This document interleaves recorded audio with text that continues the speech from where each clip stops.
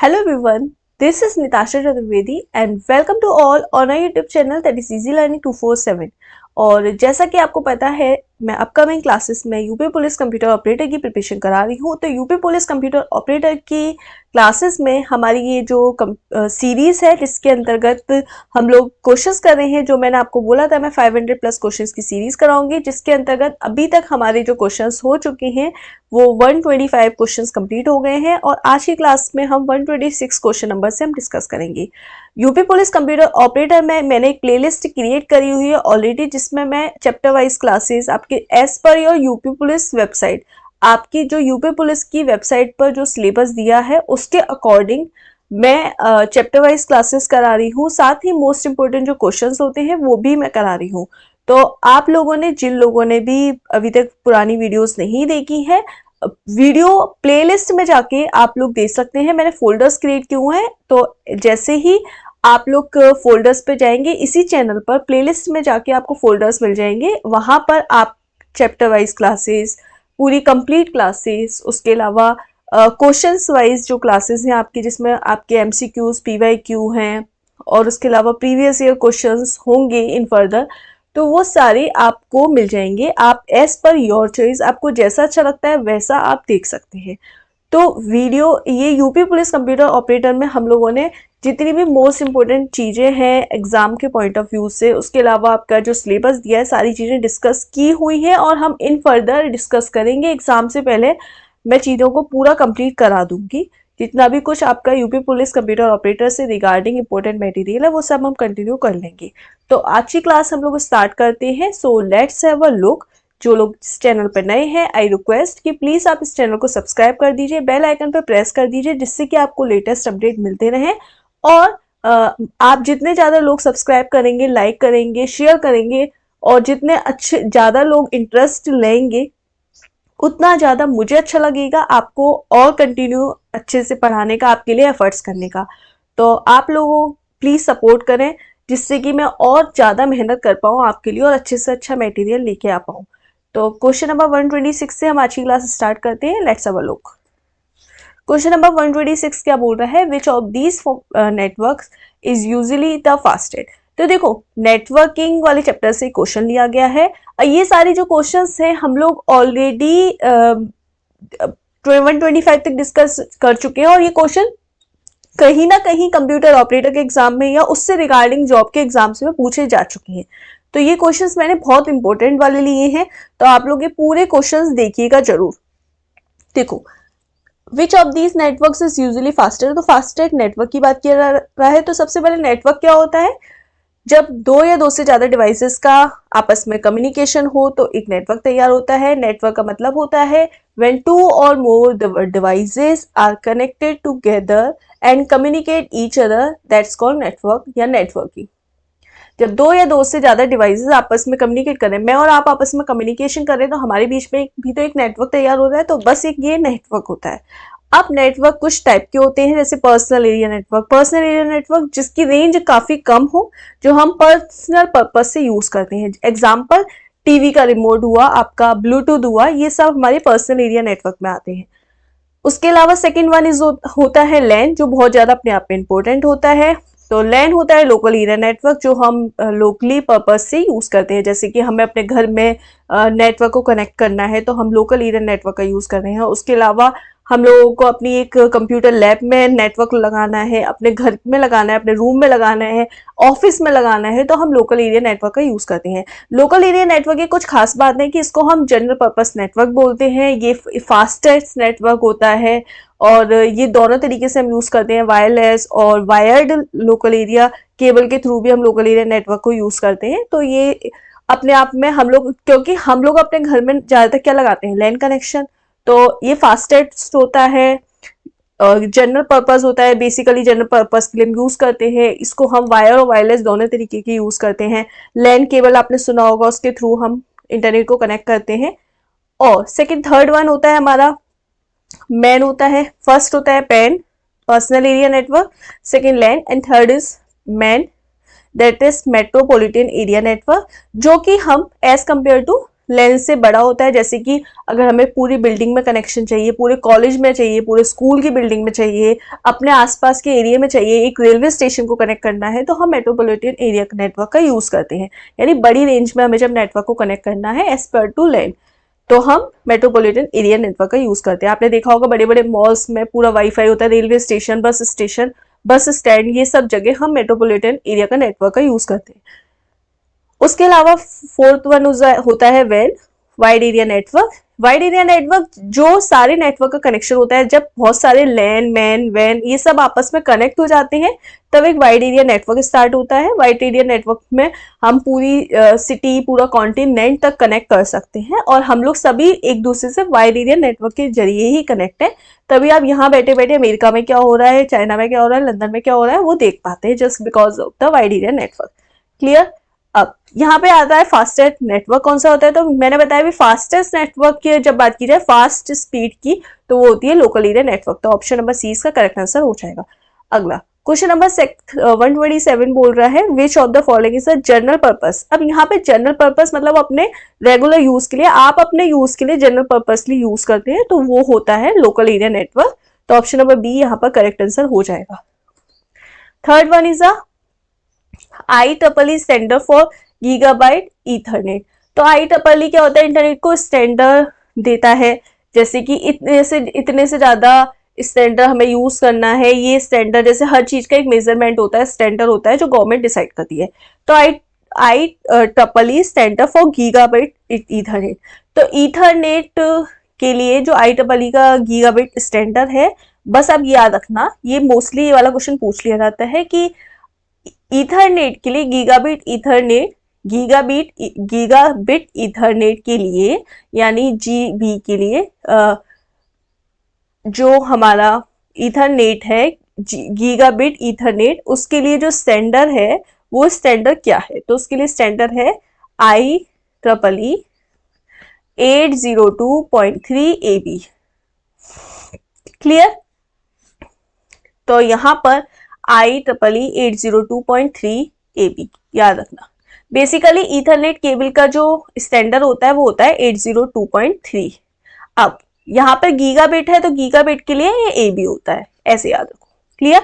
अगर आपसे डायरेक्ट सिर्फ ईथरनेट के लिए पूछा जाए तो ईथरनेट के लिए आप याद रखना 802.3, और अगर गीगाबिट ईथरनेट है तो 802.3 AB। क्लियर। क्वेश्चन नंबर 129 की तरफ चलते हैं। इसमें बोल रहा है Which of the following option acts as a barrier between the local area network and the Ethernet? जो local area network होता है और जो Ethernet होता है उनके बीच में जो बैरियर का काम करता है लोकल एरिया नेटवर्क ऑफ, हम बोल रहे हैं इंटरनेट। तो बेसिकली इंटरनेट क्या है, connection of network of network, जैसे www वर्ल्ड वाइड वेब, जिसके बिहाफ पर हम सारी वेबसाइट्स वगैरह तो इनके बीच में जो बैरियर होता है उसको हम बोलते हैं फायरवॉल। मतलब कहने का मतलब ये है कि जब आप अपना लोकल एरिया नेटवर्क से, फॉर एग्जांपल अभी आपने अपने घर का कंप्यूटर लोकल एरिया नेटवर्क से कनेक्ट किया गया, यानी आपके घर में एक राउटर होगा जिसके बिहाफ पर, या आपके घर में एक लोकल एरिया नेटवर्क के लिए लैन केबल होगी जिसके थ्रू आपने अपना कंप्यूटर या लैपटॉप कनेक्ट किया हुआ है। अब आपने किसी केबल या अपने घर के एक राउटर के थ्रू अपना लैपटॉप या मोबाइल या टैबलेट, कोई भी डिवाइस आपने अपने घर की कनेक्ट की है, ये इंटरनेट है जिसके बिहाफ पर, मतलब वर्ल्ड वाइड वेब, जिसके बिहाफ पर हम लोग बाहर से ये एक्सेस कर रहा है। यानी हमारा राउटर जो लैन केबल वाला कनेक्शन है वो ये इंटरनेट को एक्सेस कर रहा है और हमको दे रहा है। तो इसके और इसके बीच में यानी ये फिल्टर होकर हमें नेटवर्क मिल रहा है कि कोई अनवांटेड चीजें नहीं आ जाए, अनवांटेड वेबसाइट्स नहीं आ जाए, प्रोटेक्शन के लिए, जिससे कि हमारे कंप्यूटर में हैकिंग वेबसाइट नहीं आ जाए, तो ऑटोमेटिकली ये इसको एक फायरवॉल से बचाए रखता है। कहने का मतलब ये, फॉर एक और एग्जांपल समझो, सपोज ये आपका लैन है, ये एक दूसरे पर्सन का, तो ये आपके लैन से आपका कंप्यूटर कनेक्ट है, ये दूसरा मोबाइल है किसी और का, या दूसरा कंप्यूटर है, दूसरा सिस्टम है। अब ये पर्सन आपके लैन से कनेक्शन चाहता है, तो ये क्या पर्सन, ये आप हो ए, ये दूसरा पर्सन है बी, ये आपने परचेज किया है लैन कनेक्शन और आप इसको यूज कर रहे हो, और दूसरा पर्सन आपके लैन से अपना नेटवर्क एक्सेस चाहता है। तो क्या वो एक्सेस कर पाएगा? जब तक आप उसको पासवर्ड नहीं देते हैं या उसको ऑथेंटिकेशन नहीं देते तो क्या एक्सेस कर पाएगा? नहीं। तो ये जो बीच में बैरियर का काम कर रहा है, जिसके बिहाफ पर वो एक्सेस नहीं कर पा रहा है, तो वो होती है हमारी फायरवॉल। क्या होती है? Firewall. Option number C. Clear हुआ? तो ये होती है फायरवॉल, यानी एक तरह से फायरवॉल नाम ही ऐसे पड़ा, एक बैरियर कि एक्सेस नहीं कर पाएगा दूसरा पर्सन जब तक आप नहीं चाहोगे, जब तक आप उसको एक्सेस करने की पावर नहीं दे देते हो। क्लियर? तो ये यहाँ पर भी हम फायरवॉल का यूज कर रहे हैं, तो आप इस तरीके से चीजों को समझ सकते हो। क्वेश्चन नंबर 130 की तरफ चलते हैं। In infrastructure of WLAN two devices communicate, दो डिवाइसेस कम्युनिकेट होती है। अब देखो लैन जो होते हैं, बेसिकली लैन हम वायर्ड और वायरलेस की बात करते हैं, लेकिन जब भी WLAN का मतलब आ जाए तो हम उसका मतलब समझते हैं वायरलेस से। अब जो WLAN में जो दो डिवाइसेस कनेक्ट होती हैं वो होती हैं थ्रू एक्सेस पॉइंट। इनके एक्सेस पॉइंट के बिहाफ पर दो डिवाइसेस कम्युनिकेट होती हैं। ठीक है, इनके एक्सेस पॉइंट के बिहाफ पर। ठीक है, ये दोनों डिवाइसेस आपस में कम्युनिकेट होती है एक्सेस पॉइंट के बिहाफ पर WLAN में। बेसिकली सभी जितनी भी डिवाइसेस हैं, हम कम्युनिकेशन तो एक्सेस पॉइंट के बिहाफ पर ही कर पा रहे हैं ना। जब एक्सेस पॉइंट मिलेगा हमको, तो बस यही वाली बात है। एक्सेस पॉइंट का मतलब होता है ये ए है, ये बी है, आप ए हो, मैं बी हूं, हम लोग एक दूसरे से कम्युनिकेट कभी कर पाएंगे, हमारे एक्सेस पॉइंट कम्युनिकेट करेंगे। यानी मैं आपको कुछ सेंड कर रही हूँ, आप मुझे कुछ सेंड कर रहे हो, तो बाय द हेल्प ऑफ किसके थ्रू? लैन के थ्रू, वैन के थ्रू, मैन के थ्रू। तो यहाँ पर जब लैन की बात हो रही है तो एक ही डिवाइस से एक लैन से, सपोज एक लैन से, एक राउटर से दो डिवाइसेस कनेक्ट हैं और ये दोनों आपस में कम्युनिकेट कर रही हैं। किसके थ्रू? एक एक्सेस पॉइंट के थ्रू ही तो कम्युनिकेट कर रही है। तो बस यही कहने का मतलब है। अब क्वेश्चन नंबर 131 की तरफ चलते हैं।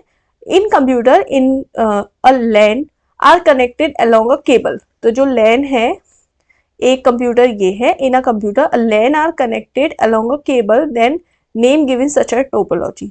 तो सपोज दो डिवाइसेस हैं, ये कहना चाह रहा है, और ये कनेक्ट है एक लैन केबल के थ्रू। दो डिवाइसेस ए और बी, ये कंप्यूटर है दो, और ये कनेक्टेड है एक लैन केबल से। तो इस वाले जो कनेक्शन है, तो इस कनेक्शन को क्या कहते हैं? तो बेसिकली जो कनेक्शन करने के तरीके होते हैं बाई केबल वाले, वायर्ड वाले, जब हम कंप्यूटर में वायर्ड कनेक्शन करते हैं, वायर कनेक्शन करते हैं लैन केबल से, मतलब हम इंटरनेट का कनेक्शन लैन केबल से जब करते हैं, तो वायर्ड वाला जब कनेक्शन करते हैं लैन केबल से, तो उसका स्ट्रक्चर हम किस तरीके से कनेक्ट कर रहे हैं? जैसे डायरेक्ट इस तरीके से केबल कनेक्ट कर रहे हैं, या फिर हमारे पास 4-5 कंप्यूटर हैं तो हम उसको इस तरीके से कनेक्ट कर पा रहे हैं, या ऐसे कनेक्ट कर रहे हैं। तो जो बेसिकली जो तरीका होता है कनेक्ट करने का, उस तरीके को हम क्या बोलते हैं कंप्यूटर में? टोपोलॉजी। क्या बोलते हैं? टोपोलॉजी। अब ये टोपोलॉजी बहुत सारी तरीके की होती है। बस topology, star topology, mesh topology, hybrid topology, tree topology. तो इसमें पहली जो सबसे इंपॉर्टेंट टोपोलॉजी होती है वो होती है बस टोपोलॉजी। बस टोपोलॉजी में क्या होती है कि दो डिवाइसेस हो, या दो से ज्यादा डिवाइसेस हो, या 4 डिवाइसेस हो, इनको हम कनेक्ट करते हैं सिंपल एक वायर्ड के थ्रू, लैन केबल के थ्रू। तो ऐसे सीधे सीधे जब हम कनेक्शन कर देते हैं, जैसे 4 डिवाइसेस हैं हमारे पास, हमने चारों को ऐसे कनेक्ट कर दिया एक केबल के थ्रू, तो उस टोपोलॉजी को हम बोलते हैं बस टोपोलॉजी। अब सपोज मुझे ए को सी से कम्युनिकेशन करना है, तो ए को सी से कम्युनिकेशन करने के लिए पहले ए को बी पर डेटा भेजना पड़ेगा, फिर बी भेजेगा सी को। तो यहाँ पर कम्युनिकेशन ए से डी पर करने के लिए डायरेक्ट ऐसे नहीं हो सकता, पहले ये बी पर जाएगा, फिर ये बी सी पर जाएगा, फिर सी डी पर जाएगा। तो इस तरीके से कम्युनिकेशन होता है। तो बस टोपोलॉजी जब हमारा और यहाँ पर एक लॉस ये है कि सपोज ए और बी के बीच में 4 डिवाइसेस हैं, ये कनेक्ट है और एक केबल के थ्रू, और सपोज इधर हमारा वायर खराब हो गया और हमें कम्युनिकेशन इधर करना है। तो जब वायर हमारा इधर ही ब्रेक हो गया तो हम कम्युनिकेशन यहाँ तक कैसे करेंगे? तो यहाँ पे हमारा वायर ज्यादा लगता है, और उसके अलावा हम डायरेक्ट किसी दूसरी तीसरी चौथी डिवाइस से कम्युनिकेशन नहीं कर पाते हैं, हमें किसी एक मीडिएटर की जरूरत होती है। ठीक है, तो बस टोपोलॉजी हमारी वायर, इसमें वायर ज्यादा खर्च होता है।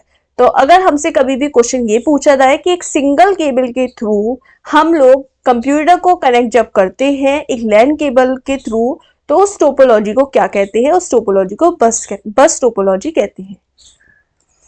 अगला, the topology is every node, node का मतलब है वो कंप्यूटर या आपकी डिवाइस। जब एवरी नोड मतलब कुछ डिवाइसेस हैं और every node connected to their intermediate node.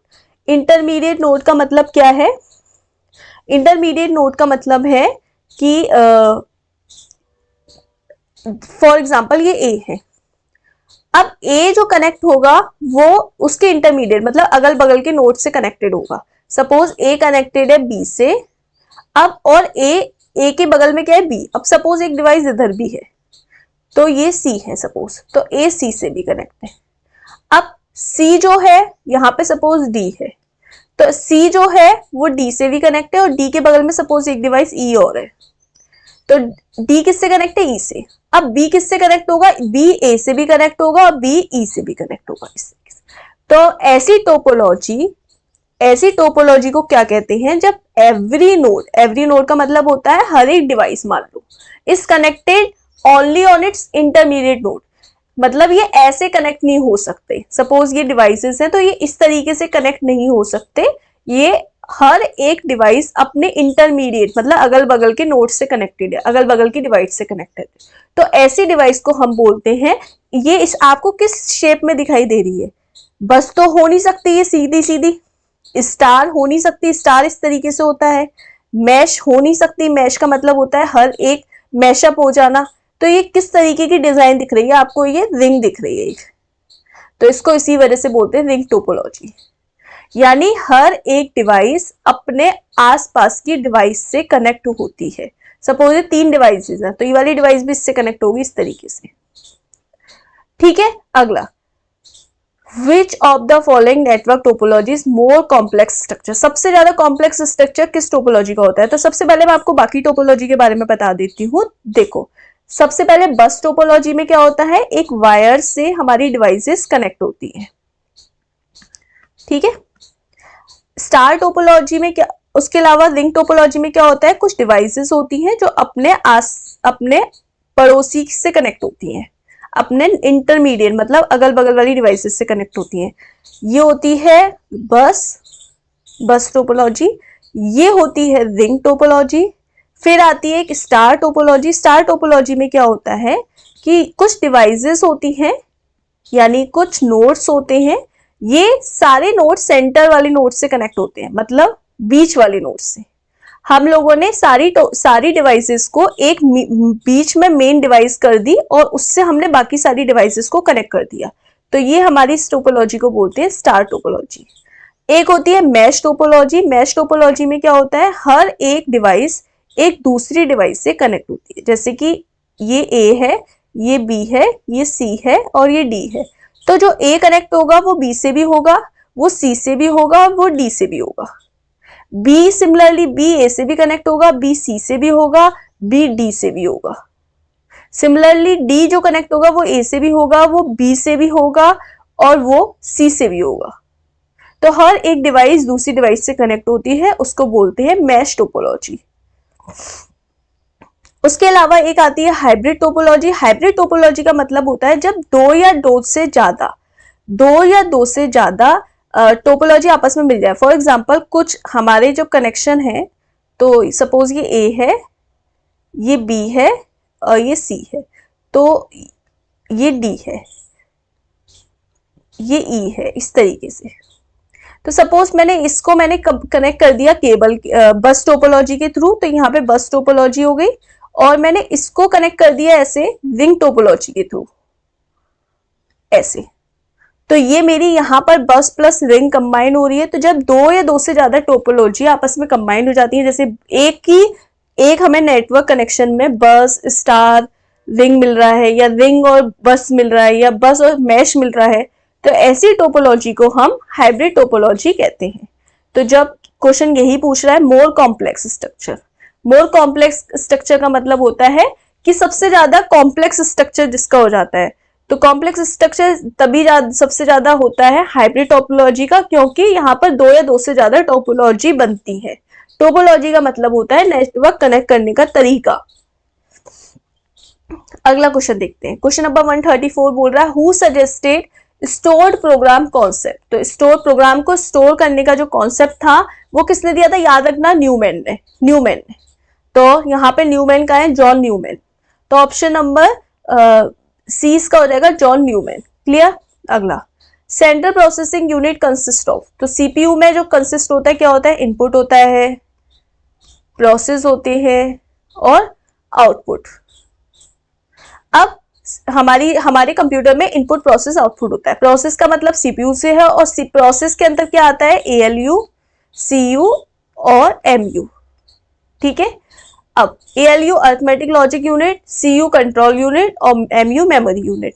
अब मेमोरी यूनिट भी दो तरीके की होती हैं, प्राइमरी और सेकेंडरी। तो जो हम सेकेंडरी मतलब एक्सटर्नल, जो हम एक्सटर्नल लगाते हैं जैसे pen drive, floppy drive, CDs, DVDs, hard disk, SSD, these all are secondary. Primary क्या होता है, जो कंप्यूटर में हमें प्रोसेसर में इंटरनली हमें जो स्टोरेज थोड़ा सा मिल रहा है वो हमारा प्राइमरी होता है, जैसे रैम, रोम, ये सब। तो प्राइमरी स्टोरेज सीपीयू में इनबिल्ड होता है, सेकेंडरी हमें एक्सटर्नली लगाना पड़ता है। तो एक्सटर्नली लगाना पड़ता है या हमको कंप्यूटर या मोबाइल लैपटॉप की कंपनीज ऑटोमेटिकली स्टोरेज एक्सटर्नल भी दे देती है, जैसे एसएसडी के रूप में, हार्ड डिस्क के रूप में, इंटरनल स्टोरेज के रूप में, ऐसे। क्लियर। अब यहाँ पे सेंट्रल प्रोसेसिंग यूनिट में क्या क्या होता है, एएलयू, सीयू और एमयू। तो यहाँ पे देखो पहला है ऑप्शन इनपुट आउटपुट प्रोसेस। तो इनपुट आउटपुट प्रोसेस नहीं होता, हमसे सीपीयू के अंदर पूछ रहा है। सीपीयू में क्या कंसिस्ट होता है, कंट्रोल यूनिट होता है, वेरी गुड। प्राइमरी स्टोरेज भी होता है पर सेकेंडरी स्टोरेज नहीं होता। सेकेंडरी स्टोरेज सीपीयू के अंदर नहीं होता, वो हमें एक्सटर्नली हम लगाते हैं। उसके अलावा थर्ड ऑप्शन है control unit, arithmetic logic unit और प्राइमरी स्टोरेज। यही ऑप्शन हमारा सही होगा, क्योंकि हमारे पास सीपीयू में हमें क्या होता है, सीपीयू में हमारे पास क्या होता है, सीपीयू में हमारे पास सीयू भी होता है, कंट्रोल यूनिट भी होती है, एएलयू भी होता है और मेमोरी यूनिट होती है। और मेमोरी यूनिट भी कौन सी होती है, प्राइमरी, नॉट सेकेंडरी। थर्ड और डी ऑप्शन है control unit, processing and primary storage. ये भी नहीं होगा, तो ऑप्शन नंबर सी यहाँ पे करेक्ट आंसर हो जाएगा। अगले क्वेश्चन की तरफ चलते हैं। Notable features like keyboard, monitor, GUI were developed in. तो देखो मतलब ये कहने का मतलब है कि जो कीबोर्ड है, मॉनिटर है, जीयूआई है यानी ग्राफिकल यूजर इंटरफेस, ये किस जनरेशन में डेवलप हुए थे। जब आपको मैंने फर्स्ट यूनिट का फर्स्ट वीडियो डाला होगा तब मैंने आपको जनरेशन पढ़ाई थी कि फर्स्ट जनरेशन में हमारी क्या डेवलप हुई थी, वैक्यूम ट्यूब। सेकेंड जनरेशन में क्या डेवलप हुई थी, ट्रांजिस्टर्स। थर्ड जनरेशन में क्या डेवलप हुई थी, आईसी यानी इंटीग्रेटेड सर्किट। फोर्थ जनरेशन में क्या डेवलप हुई थी, माइक्रो प्रोसेसर या microchips, micro processor. Fifth generation में हमारी एआई, आगे आर्टिफिशियल इंटेलिजेंस जहां हम अभी चल रहे हैं, और अल्ट्रा यूएलएसआई, हमारी अल्ट्रा सिलिकॉन चिप्स और अल्ट्रा चिप्स वगैरह, अल्ट्रा इंटीग्रेटेड सर्किट वगैरह, ये सब आ गए फिफ्थ जनरेशन में। तो यहाँ पे बोल रहा है जो कीबोर्ड, मॉनिटर और ग्राफिकल यूजर इंटरफेस है ये किस जनरेशन में है। तो आप यहाँ से देख के बता सकते हैं क्या कीबोर्ड, मॉनिटर या जीयूआई में वैक्यूम ट्यूब्स होती है, नहीं होती। क्या ट्रांजिस्टर्स फिट होते हैं कीबोर्ड के अंदर, नहीं होते। क्या आईसीज होती हैं, इंटीग्रेटेड चिप्स या इंटीग्रेटेड सर्किट होते हैं। तो आप देखेंगे जब कीबोर्ड को ओपन करके देखेंगे तो कीबोर्ड में भी हमारी आईसीज होती है, मॉनिटर में भी आईसीज होती हैं और जीयूआई में भी, ग्राफिकल यूजर इंटरफेस में भी आईसीज होती हैं। तो इसका मतलब ये कहने का मतलब है कि जो कीबोर्ड, मॉनिटर, जीयूआई ये डेवलप्ड हुए थे, ये कहाँ डेवलप्ड हुए थे, थर्ड जनरेशन में। तो थर्ड जनरेशन में हमारे ये डेवलप हुए थे। तो ऑप्शन नंबर सी इसका करेक्ट आंसर हो गया। पेपर में ऐसा नहीं है कि डायरेक्ट आपसे ये पूछ लिया जाएगा कि आईसीज कब डेवलप हुई थी, या इंटीग्रेटेड सर्किट कब डेवलप हुए थे, या इंटीग्रेटेड चिप्स कब डेवलप हुए थे, किस जनरेशन में। आपको ये भी पूछ सकता है कि कीबोर्ड कब डेवलप हुआ था, किस जनरेशन में। तो भाई आप ऐसे दिमाग में रखो कि क्या इसके अंदर वैक्यूम ट्यूब्स आती है, नहीं। इसके अंदर क्या ट्रांजिस्टर्स है, नहीं। इसके अंदर क्या आईसीज है, और मोस्टली जो इलेक्ट्रॉनिक डिवाइसेस हैं उसके अंदर आईसीज होता है। तो आप 9 एक शॉर्टकट याद रख लो कि जहां आईसी या इंटीग्रेटेड सर्किट होगा वो थर्ड जनरेशन से रिलेटेड है। क्लियर? तो ऑप्शन नंबर क्वेश्चन नंबर 136 का option number C correct answer हो जाएगा। नेक्स्ट क्वेश्चन की तरफ प्रस्थान करते हैं। अब हाईएस्ट फॉर्म ऑफ डेटा क्या होती है? तो देखो, डेटा क्या होता है, हाईएस्ट फॉर्म क्या होती है? हाईएस्ट डेटा क्या होता है? जितने भी हमारे कंप्यूटर में मटेरियल है, like files, folders, PDF, PPTs, images, audio, video, these all are data. तो बेसिकली डेटा क्या होता है? All the facts and figure. तो जितना भी कुछ मटेरियल, जितनी फाइल्स हैं, जितनी पीपीटीज हैं, जितनी ग्राफिक्स फाइल्स हैं या ऑडियो वीडियोस, जो भी हमारे कंप्यूटर में स्टोरेज है, वो कहीं ना कहीं वो डेटा है। तो ठीक है, तो वो क्या है? डेटा। अब इंफॉर्मेशन क्या होता है? अगर मुझे उसमें से पर्टिकुलर किसी डेटा की जरूरत है तो वो हो गई मेरी इंफॉर्मेशन। इंफॉर्मेशन का मतलब है जो यूजफुल डेटा है उसको हम इंफॉर्मेशन कहते हैं, यूजफुल डेटा को इंफॉर्मेशन कहते हैं। अब नॉलेज क्या होता है? नॉलेज जो मेरा डेटा यूजफुल है उसमें से मुझे अभी उस यूजफुल डेटा में से, फॉर एग्जांपल मुझे किसी फाइल की जरूरत है, इस फाइल में से मुझे अभी क्या सेंड करना है, क्या मेरे लिए नॉलेजेबल है, क्या मुझे किससे सीखने को मिलेगा, क्या मेरे लिए नॉलेजेबल है, क्या मुझे कौन सी फाइल अभी पर्टिकुलर सेंड करनी है, तो उस फाइल में से भी जो नॉलेजेबल है, जो मेन पार्ट है, उसको बोलते हैं नॉलेज। तो यहाँ पर हाईएस्ट फॉर्म ऑफ डेटा की क्या हो गई? नॉलेज। तो ऑप्शन नंबर सी यहाँ पर इसका करेक्ट आंसर हो गया। अगला क्वेश्चन नंबर 138 की तरफ चलते हैं। Who credited with the idea of punch card to control pattern in a weaving machine?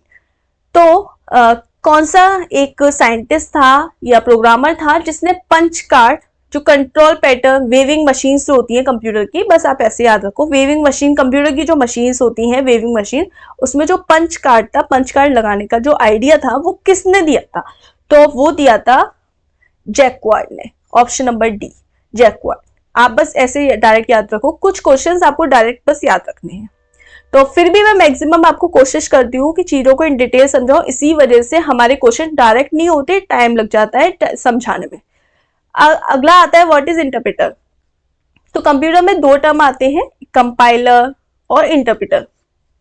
जब हम किसी भी प्रोग्राम को रन करते हैं तो हमारा जब पूरा प्रोग्राम एक बार में रन हो जाता है, एक बार में रन करने के बाद पता चलता है कि इसमें कोई एरर नहीं है या एरर है, जब पूरा प्रोग्राम एक बार में रन हो जाए, यानी ये सारी लाइंस एक बार में जब रन हो जाए तो उसे हम बोलते हैं कंपाइलर। और जब हमारा program line by line run हो, यानी पहले वाली लाइन फिर ये वाली लाइन या ये वाली लाइन फिर ये वाली लाइन, जब प्रोग्राम की line by line program run हो तो उसको हम बोलते हैं इंटरप्रिटेटर। ठीक है, तो इंटरप्रिटेटर क्या होता है? Interpreter does the conversion of line by line as a program run. तो प्रोग्राम जब लाइन बाय लाइन रन होता है तो उसको हम इंटरप्रिटर कहते हैं। तो ऑप्शन नंबर क्वेश्चन नंबर 139 का ऑप्शन नंबर ए इसका करेक्ट आंसर हो गया। अगला क्वेश्चन नंबर 140 की तरफ चलते हैं। इसमें EEE रोम की वो पूछा है फुल फॉर्म। तो अगर ईपी रोम आ जाता है, सिर्फ ईपी रोम, तो आप याद करेंगे erasable programmable read only memory. Basically इसकी डायरेक्ट से फुल फॉर्म पूछता है। तो और अगर डबल ई रोम आ जाए, यहाँ पे डबल ईपी आ जाए, तो ई का मतलब, एक ई का मतलब इलेक्ट्रिकली, दूसरे का erasable programmable read only memory. तो रोम आप ऐसे याद रखो, रोम की फुल फॉर्म होती है रीड ओनली मेमोरी। तो रीड ओनली मेमोरी यहाँ पे भी है, यहाँ पे भी है, यहाँ पे भी है। अगर ईपी आ जाए तो उसका होता है इरेजेबल प्रोग्रामेबल। तो यहाँ पे भी इरेजेबल है, यहाँ पे भी इरेजेबल प्रोग्रामेबल, इरेजेबल प्रोग्रामेबल। अब ई का मतलब है इलेक्ट्रिकली, क्या है? इलेक्ट्रिकली। तो ऑप्शन नंबर, इस क्वेश्चन में ऑप्शन नंबर ए सही हो जाएगा। क्लियर? अगला क्वेश्चन नंबर 141 की तरफ चलते हैं। ये बोल रहा है regarding data computers are very good at. तो कंप्यूटर्स किस चीज में सबसे ज्यादा अच्छे होते हैं? स्टोरिंग में, प्रोसेसिंग में, रिट्रीव, डेटा को रिट्रीव करने में किस में अच्छे होते हैं? तो हमारे जो कंप्यूटर होते हैं वो स्टोरिंग, प्रोसेसिंग, रिट्रीव सभी में अच्छे होते हैं। तो ऑप्शन नंबर डी यहाँ पे ऑल ऑफ दी अबव सही आंसर हो जाएगा। अगला 142 की तरफ चलते हैं। Causing the CPU to step through a series of micro operation is called. तो जो हमारे माइक्रो ऑपरेशंस होते हैं, तो माइक्रो ऑपरेशंस की जो सीरीज, हमारे सीपीयू में जो स्टेप्स होते हैं माइक्रो ऑपरेशंस का, जैसे कि पहले हम ये वाला ऑपरेशन करेंगे, फिर ये वाला ऑपरेशन करेंगे, ये वाला ऑपरेशन करेंगे, इसको हम बोलते हैं सीक्वेंसिंग। इसको हम क्या बोलते हैं? सीक्वेंसिंग। क्लियर? तो ऑप्शन नंबर डी इसका करेक्ट आंसर हो जाएगा। अगला क्वेश्चन है question number 143, functions of arithmetic section, मतलब जो अरिथमेटिक सेक्शन है जिसमें हमारे प्लस माइनस मल्टीप्लीकेशन डिवाइड ये सब होते हैं, to perform arithmetic operation like addition subtraction multiplication division. तो ये बात सही है, ऑब्वियसली बात है कि अरिथमेटिक सेक्शन में एडिशन मल्टीप्लीकेशन डिवीजन सब्ट्रैक्शन यही सब होता है। तो ऑप्शन नंबर ए इसका सही बात हो जाएगी कि ये ट्रू बात है, बिल्कुल सही बात है। क्वेश्चन नंबर 144 की तरफ चलते हैं। The groups of input devices, इसमें इनपुट डिवाइसेस का ग्रुप बताना है। क्वेश्चन नंबर 144 की तरफ चलते हैं। यहाँ पे देखो हमारा माउस इनपुट डिवाइस है, कीबोर्ड इनपुट डिवाइस है, मॉनिटर इनपुट डिवाइस है, मॉनिटर आउटपुट डिवाइस है। क्यों? क्योंकि मॉनिटर में हमें, जिसमें हमें रिजल्टेंट शो हो, आउटपुट शो हो, वो हमारी इनपुट डिवाइस नहीं होती, वो होती है आउटपुट डिवाइस। तो मॉनिटर में हमें रिजल्ट शो होता है, इसी वजह से ये आउटपुट डिवाइस होती है। क्वेश्चन नंबर बी की, ऑप्शन नंबर बी बोल रहा है माउस कीबोर्ड प्रिंटर, प्रिंटर में हमें रिजल्ट शो होता है, तो ये आउटपुट डिवाइस है। ऑप्शन नंबर सी है mouse keyboard scanner joystick light pen. देखो यहाँ पे ये सारा ही ग्रुप किसका है? इनपुट डिवाइसेस का। तो ऑप्शन नंबर सी इसका करेक्ट आंसर हो जाएगा क्वेश्चन नंबर 144 का। अगले क्वेश्चन की तरफ चलते हैं। कंट्रोल शिफ्ट ऑल्ट ये कैसी टाइप की कीज है? तो कंट्रोल से क्या होता है, जब हम किसी की के संग कंट्रोल प्रेस करते हैं, जैसे कंट्रोल प्लस वी या कंट्रोल प्लस ए प्लस कंट्रोल प्लस सी, तो ये क्या होता है? कुछ ना कुछ मॉडिफिकेशन ही तो हो जाता है कंट्रोल दबाने से, कुछ ना कुछ चीजों में चेंज ही तो हो जाता है, तो मॉडिफायर। और फंक्शन की कौन सी होती है? जैसे F1 F2 F3 ये सब। ठीक है, तो एडजस्टमेंट की कौन सी होती है? जैसे हमारी ये सब एडजस्टमेंट की। अल्फा न्यूमेरिक की क्या होती है? अल्फा न्यूमेरिक की होती है जैसे हमारे ये वाले हैशटैग और ये सब हमारी अल्फा न्यूमेरिक की होती है। तो यहाँ पे हमारी क्या हो जाएंगे? मॉडिफायर्स का करेक्ट आंसर हो जाएगा option number B. Question number 146 की तरफ चलते हैं। Which of the following statement is not correct about the cache memory, इसमें से कैश मेमोरी के बारे में कौन सी बात करेक्ट नहीं है? तो देखो जो कैश मेमोरी होती है, तो cache memory is used to store a data temporary. तो बेसिकली सही बात है कि कैश मेमोरी हमारे डेटा को टेम्परेरी बेस पर स्टोर करता है। ठीक है, तो ये बात हमारी बिल्कुल सही है। अगला, it holds the data and program which has been executed in short period of time. तो जो अगर सीपीयू में अभी मैं कोई काम कर रही हूँ, तो अभी जो मैं प्रेजेंटली काम कर रही हूँ, तो उसको ये होल्ड करके रखता है शॉर्ट टाइम के लिए। ये मेरे अभी जो जिस काम को मैं कर रही हूँ, उस काम को ये होल्ड करके रखता है टेम्परेरी बेस पर। तो ये बात सही है। It consume less access time as compare to RAM. तो ये रैम का ही एक पार्ट मिलके बनता है, तो ये रैम से भी एक्सेस टाइम इसका कंपेयर कम होता है। रैम के कंपैरिजन में भी ये फास्ट होती है, रैम से के कंपैरिजन में इसका एक्सेस टाइम कम होता है। ये डेटा को टेम्परेरी बेस पे स्टोर करके रखती है। तो ऑप्शन नंबर डी यहाँ पर इसका करेक्ट आंसर हो जाएगा। सारी ही बातें सही है। अगला क्वेश्चन चलते हैं, question number 147। Which process is used to map logical address of variable length onto physical memory? Question number क्या बोल रहा है? क्वेश्चन नंबर ये बोल रहा है कि जो हमारे लॉजिकल एड्रेस होते हैं कंप्यूटर में, प्रोसेस में ऑफ वेरिएबल लेंथ की इनटू फिजिकल मेमोरी में, तो उसको ये क्या होता है? इस प्रोसेस को क्या बोलते हैं? मतलब लॉजिकल एड्रेस को फिजिकल एड्रेस में जो कन्वर्ट कर रहा है, logical address of variable length की जो लॉजिकल एड्रेस है ऑन टू फिजिकल मेमोरी में जो कन्वर्ट कर रहा है, तो इस प्रोसेस को हम क्या बोलते हैं? इस प्रोसेस को हम बोलते हैं सेगमेंटेशन। बेसिकली सेगमेंटेशन में ही तो क्या होता है कि सेगमेंट्स में हमारा एड्रेस डिवाइड होता है, जो लेंथ होती है एड्रेस की वही डिवाइड होती है फिजिकल मेमोरी में, हमारी मेमोरी में स्टोर होने के लिए। तो डिवाइड होती है, डिवाइड मतलब सेगमेंट्स में डिवाइड होती है, तो इस प्रोसेस को हम सेगमेंटेशन बोलते हैं। ऑप्शन नंबर सी इसका करेक्ट आंसर हो जाएगा। अगला क्वेश्चन, क्वेश्चन नंबर 148 की तरफ चलते हैं। Detail flow chart is called. जो देखो फ्लो चार्ट क्या होता है, जैसे ये सारे फ्लो चार्ट होते हैं। हमने बोला स्टार्ट है, उसके बाद मैंने बोला कि मुझे करना है इनपुट A, B, C लेना है। अब मेरे को इसमें क्या करना है, इसमें मुझे सम कराना है। सम मैंने C ले लिया, C equals to A plus B कर दिया।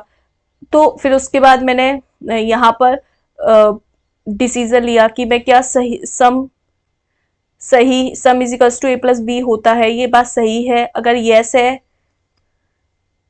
अगर यस है तो प्रोसेस करके मेरे को रिजल्ट दे दे, आउटपुट दे दे, फिर स्टॉप हो जाए।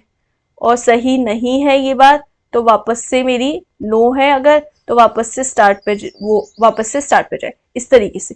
तो ये जो होता है जिसके अंदर सारी एक डिटेल्ड होती है, तो डिटेल फ्लो चार्ट को हम बोलते हैं। फ्लो चार्ट दो टाइप के होते हैं, माइक्रो मैक्रो।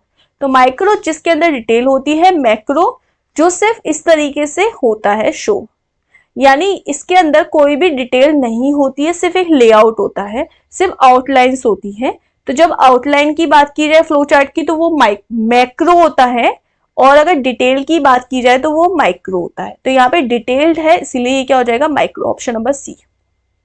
अगला क्वेश्चन है, विच of the following is not an advantage of flow chart. इसमें से कौन सी एडवांटेज फ्लो चार्ट की नहीं है?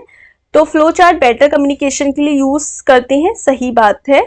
इफिशिएंट कोडिंग होती है, सही बात है। सिस्टमेटिक टेस्टिंग हो जाती है फ्लो चार्ट पे, सही बात है।